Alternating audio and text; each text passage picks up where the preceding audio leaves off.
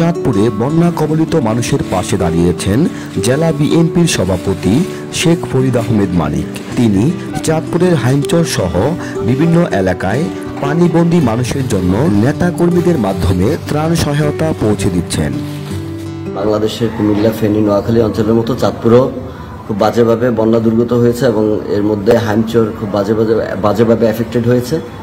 এবং এই কথা শোনার পরে কালকে শেখ ফরিদ আহমেদ মানিক ভাই, চাঁদপুর জেলা বিএনপি সভাপতি, উনি তার অঙ্গ সহযোগী সংগঠন সহ হাইমচরের বন্যা দুর্গত মানুষের অবস্থা দেখেছেন এবং দেখে এসে তিনি সাথে সাথে এখানে ত্রাণ তৎপরতা চালানোর নির্দেশ দিয়েছেন।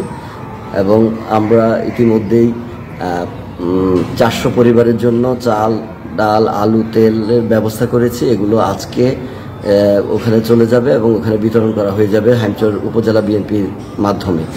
এবং আমরা ওইখানে উনি শেখ ফরিদ মানিক ভাই আবার নির্দেশ দিয়েছেন যে আর কার কার কী প্রয়োজন, ওই প্রয়োজন অনুসারে পরবর্তী আমরা ত্রাণ তৎপরতা চালাবো ইনশাল্লাহ। এবং তিনি আহ্বান জানিয়েছেন চাঁদপুরের জেলা বিএনপির সকল নেতাকর্মী, সহযোগী সংগঠনকে বন্যা দুর্গত মানুষের পাশে দাঁড়ানোর জন্য। এটাই এই মুহূর্তে আমাদের সবচেয়ে বড় রাজনীতি বলে আমরা মনে করছি।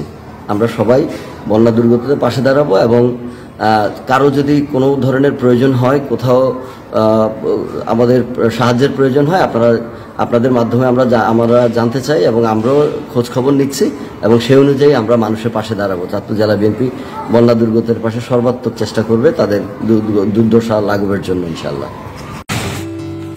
চাঁদপুর জেলা বিএনপির সভাপতি শেখ ফরিদ আহমেদ মানিক এর আগেও চাঁদপুরে বিভিন্ন দুর্ভোগে সাধারণ অসহায় মানুষের পাশে দাঁড়িয়েছেন। তিনি করোনাকালীন সময়েও চাঁদপুরের মানুষের জন্য মানবতার হাত বাড়িয়ে দিয়েছেন। ফলে দলমতের উদ্যোগ থেকে শেখ ফরিদ আহমেদ মানিক সকলের প্রিয় মানুষ হিসেবে পরিচিতি পাচ্ছেন।